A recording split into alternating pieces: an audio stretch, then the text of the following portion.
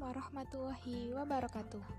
Kami dari kelompok 5 A181 mata kuliah Manajemen Keperawatan 2 yang beranggotakan Safira Mahfiroh, Aura Fitria Salsabila, Vida Dwi Pringgani, Apriliana Widyastuti, Cintia Dwi Setiaji, Kofifah Novianti, Nia Apriliani, Firandita Sekar Ayu, Firda Fadila, dan Amalia Safitri. Kami akan membahas terkait dengan alur manajemen pasien. Kira-kira gimana sih alur manajemen pasien saat pasien datang atau penerimaan sampai pulang atau rujuk ke rumah sakit atau fasilitas kesehatan lain? Yuk kita simak infonya bersama-sama. Topik bahasan pada video kali ini adalah alur manajemen pasien dari penerimaan sampai pulang atau rujuk ke rumah sakit atau ke fasilitas kesehatan lain, serta syarat-syarat pasien dapat memperoleh pelayanan di rumah sakit. Berdasarkan pengelolaan asuhan keperawatan dalam SNARS 1.1, jenis pasien dapat dikategorikan sebagai pasien rawat jalan, pasien rawat inap, dan pasien gawat darurat. Rumah sakit memiliki beberapa prosedur terkait dengan kedatangan sampai kepulangan pasiennya. Nah, berikut alur manajemen pasien mulai dari penerimaan sampai pulang atau rujuk ke rumah sakit atau fasilitas kesehatan lain. Yang pertama, kita akan membahas terkait dengan alur manajemen pasien rawat inap. Ketika berada di fasilitas kesehatan, terutama di rumah sakit, terdapat beberapa unit, yang salah satunya adalah unit rawat inap. Unit rawat inap merupakan pemeliharaan kesehatan rumah sakit di mana pasien menginap di ruang rawat inap sedikitnya 1 hari berdasarkan rujukan dari rumah sakit dengan pelayanan yang meliputi observasi, diagnosa, pengobatan, perawatan, rehabilitasi medis, dan lain-lain pada sarana kesehatan rumah sakit pemerintah atau swasta, serta puskesmas perawatan dan rumah bersalin yang oleh karena penyakitnya, pasien diharuskan menginap. Alur kedatangan pasien di unit rawat inap diantaranya adalah yang pertama, yaitu pendaftaran. Petugas pendaftaran menerima pendaftaran pasien dan memastikan terlebih dahulu apakah pasien pernah berobat di rumah sakit tersebut atau baru pertama kali berobat, dan menanyakan apakah pasien membawa atau mempunyai surat rujukan.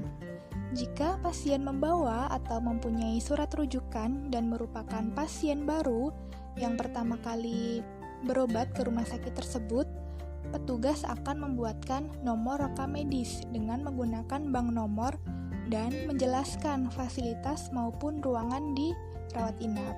Sedangkan jika pasien tidak membawa surat rujukan, maka petugas mempersilahkan pasien untuk menuju ke poli umum terlebih dahulu agar mendapatkan surat rujukan dari dokter. Atau jika poli di rumah sakit tersebut sudah tutup, bisa ke ruang gawat darurat untuk mendapatkan pemeriksaan dari dokter dan mendapatkan surat rujukan untuk dirawat. Yang kedua adalah pemilihan kamar. Yang ketiga yaitu pendataan. Setelah disepakati ruangan mana yang akan dipakai, pasien atau pengantar mengisi surat pernyataan dirawat terhadap pasien. Lalu, mengisi identitas pasien pada berkas rekam medis dengan meminjam kartu identitas pasien, atau bisa juga dengan mewawancarai pasien, baik secara langsung maupun tidak langsung. Jika pasien tidak membawa atau belum mempunyai kartu identitas, maka dapat mengisi keterangan lain yang ada pada berkas yang harus diisikan atau yang tidak tercantum dalam kartu identitas. Selanjutnya yaitu membuat KIB atau kartu identitas berobat. Lalu, KIB tersebut diberikan kepada pasien dan mengingatkan untuk selalu membawanya setiap kali berobat ke rumah sakit tersebut. Bila KIB sudah diberikan kepada pasien, kemudian pasien akan diantar oleh petugas lain ke ruang rawat inap, dan pengantar dipersilahkan untuk menyelesaikan proses pembayaran di bagian administrasi. Selanjutnya yaitu membuatkan KIUP atau Kartu Indeks Utama Pasien. Poin poli yang dituju pada bagian belakang KIUP diisi dengan nama ruangan rawat inap yang dipilih.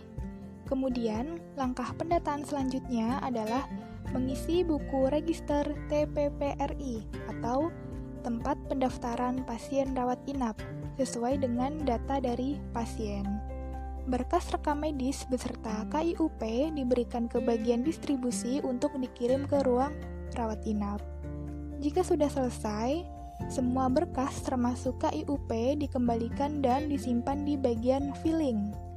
Berkas rekam medis disimpan berdasarkan nomor rekam medis, sedangkan KIUP disimpan berdasarkan abjad inisial nama pasien. Alur penerimaan sudah selesai, lalu pasien rawat inap menjalani pelayanan rawat inap yang meliputi proses observasi, diagnosis, pengobatan, perawatan, rehabilitasi medis, dan lain-lain.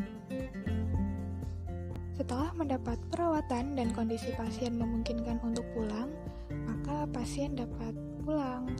Setelah dokter memperbolehkan pasien untuk pulang, perawat akan menyiapkan administrasi, yang mana administrasi tersebut terdiri dari berkas administrasi, kartu kontrol, dan kartu kepulangan. Selanjutnya yaitu terkait dengan obat. Perawat mengecek obat-obatan yang telah dipakai oleh pasien. Bila masih ada obat yang sudah tidak dipakai, perawat akan mengembalikan obat tersebut atau return ke apotek.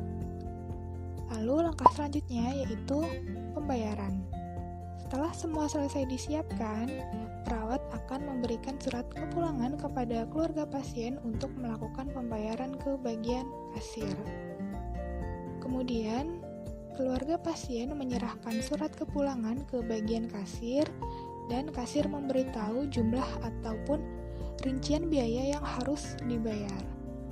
Setelah melakukan pembayaran, kasir akan memberikan perincian biaya, kwitansi, surat kepulangan yang sudah dicap lunas, serta fotokopi hasil pemeriksaan laboratorium. Dan yang terakhir pada alur pulang yaitu surat kepulangan dari bagian kasir tadi dikembalikan kepada perawat-rawat inap dan perawat menerima surat kepulangan tersebut serta memberikan kartu kontrol maupun petunjuk perawatan di rumah kepada pasien dan keluarga. Tak lupa juga, perawat mengantar pasien pulang dapat menggunakan kursi roda atau tempat tidur sesuai dengan kondisi pasien. Kita next ke alur manajemen pasien yang kedua, yaitu alur manajemen pasien rawat jalan. Saat seorang pasien menerima perawatan rawat jalan, maka yang pertama kali harus dilakukan adalah registrasi. Registrasi ini dapat dilakukan secara manual atau elektronik. Registrasi secara manual dilakukan dengan menggunakan buku register. Sedangkan registrasi secara elektronik dilakukan dengan memasukkan data pasien ke software registrasi yang telah tersedia. Kegunaan dari adanya registrasi ini adalah untuk mengetahui jumlah pengunjung baru dan pengunjung lama yang berobat jalan ke rumah sakit serta sebagai arsip tempat pendaftaran pasien rawat jalan yang harus disimpan pada unit rekam medis rumah sakit. Pada pengisian kartu registrasi, terdapat beberapa informasi mengenai pasien, di antaranya adalah nomor urut pendaftaran, tanggal pendaftaran, nomor rekam medis, nama, alamat, pekerjaan, agama, pendidikan, usia, jenis pengunjung. Jenis pengunjung ini dapat diisi dengan pengunjung baru atau pengunjung lama, serta yang terakhir adalah cara pembayaran. Setelah melakukan registrasi, pasien akan dilakukan screening atau pemeriksaan awal. Tujuannya untuk melihat kondisi pasien. Jika ada proses screening ditemukan tanda-tanda emergensi, maka pasien akan segera dirujuk ke instalasi gawat darurat atau IGD untuk dilakukan penanganan pada pasien. Namun, jika tidak terdapat tanda-tanda kegawat daruratan, maka dokter akan melakukan pemeriksaan lanjutan kepada pasien. Apabila dalam pemeriksaan ini dokter menyarankan untuk melakukan pemeriksaan penunjang, seperti cek laboratorium atau pemeriksaan radiologi, maka dokter akan membuat surat pengantar bagi pasien untuk dilakukan pemeriksaan penunjang. Namun, jika tidak perlu pemeriksaan penunjang, maka setelah pemeriksaan selesai dilakukan, dokter akan meresepkan obat-obat untuk pasien sesuai dengan penyakit yang dialami pasien. Setelah itu, pasien meninggalkan surat resep tersebut pada bagian pelayanan farmasi untuk mengambil obat yang telah diresepkan. Jika sudah, pasien dapat menuju bagian administrasi dan kasir untuk melakukan pembayaran sesuai dengan apa yang telah tertulis pada kartu registrasi di awal pelayanan pasien masuk. Setelah menyelesaikan proses pembayaran, maka pasien dapat pulang ke rumah.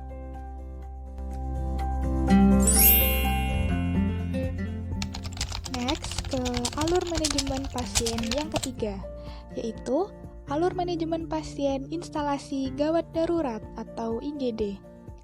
Alur pelayanan IGD rumah sakit diawali dengan pasien datang ke IGD sendiri atau dengan pengantar. Jika pasien datang dengan pengantar, maka pengantar harus mengurus registrasi di loket pendaftaran IGD. Pada pasien dengan kondisi darurat tanpa kegawatan, dilakukan tindakan pemeriksaan sesuai dengan kebutuhan pasien di ruang observasi, dan setelah kondisi pasien membaik, pasien bisa pulang dengan menuju apotek atau farmasi terlebih dahulu untuk mengambil obat, lalu menyelesaikan registrasi.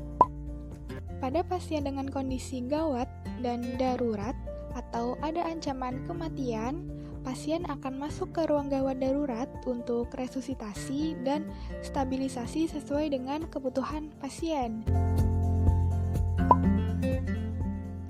Jika kondisi pasien sudah stabil, maka akan disarankan oleh dokter untuk dilakukan rawat inap, tindakan definitif di ruang operasi, dirujuk ke ICU atau diperbolehkan pulang sesuai dengan kondisi pasien setelah stabil. Jika pasien memerlukan rawat inap, maka pasien melakukan pendaftaran di tempat pendaftaran rawat inap. Bila tidak memerlukan rawat inap, maka pasien diperbolehkan untuk rawat jalan. Sedangkan, jika pasien meninggal, keluarga mengurus dan menyelesaikan administrasi jenazah, dan setelah itu jenazah bisa dibawa pulang atau bisa dibawa ke kamar jenazah terlebih dahulu. Nah, itu tadi pembahasan mengenai topik alur manajemen pasien. Lalu kita lanjut ke topik pembahasan yang kedua, yaitu syarat-syarat pasien dapat memperoleh pelayanan di rumah sakit. Kira-kira apa aja sih syarat-syaratnya? Yang pertama, yaitu mematuhi peraturan yang berlaku di rumah sakit. Yang kedua, menggunakan fasilitas rumah sakit secara bertanggung jawab. Yang ketiga, yaitu menghormati hak pasien lain, hak pengunjung, dan hak tenaga kesehatan, serta petugas lainnya yang bekerja di rumah sakit. Yang keempat, yaitu memberikan informasi yang jujur, lengkap, dan akurat sesuai dengan kemampuan dan pengetahuannya tentang masalah kesehatannya. Yang kelima, memberikan informasi mengenai kemampuan finansial dan jaminan kesehatan yang dimiliki. Yang keenam, mematuhi rencana terapi yang direkomendasikan oleh tenaga kesehatan di rumah sakit dan disetujui oleh pasien yang bersangkutan setelah mendapatkan penjelasan sesuai dengan ketentuan peraturan perundang-undangan. Yang ketujuh, yaitu menerima segala konsekuensi atas keputusan pribadinya untuk menolak rencana terapi yang direkomendasikan oleh tenaga kesehatan dan atau tidak mematuhi petunjuk yang diberikan oleh tenaga kesehatan untuk penyembuhan penyakit atau masalah kesehatannya. Lalu yang terakhir adalah memberikan imbalan jasa atas pelayanan yang diterima. Imbalan jasa dapat berupa pembayaran atas konsultasi, pemeriksaan medis, tindakan medis, dan pelayanan lain yang diterima, didasarkan atas itikat baik pasien sesuai dengan jasa yang telah diterima. Dalam hal ini, pasien dapat memenuhi kewajiban pembayaran sesuai dengan tenggang waktu yang telah ditetapkan oleh pihak rumah sakit.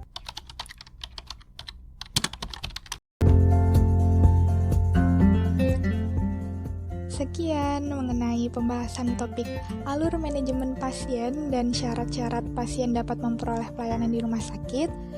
Nah, selanjutnya kita ada rangkuman mengenai alur manajemen pasien secara singkat. Yuk kita simak bersama-sama.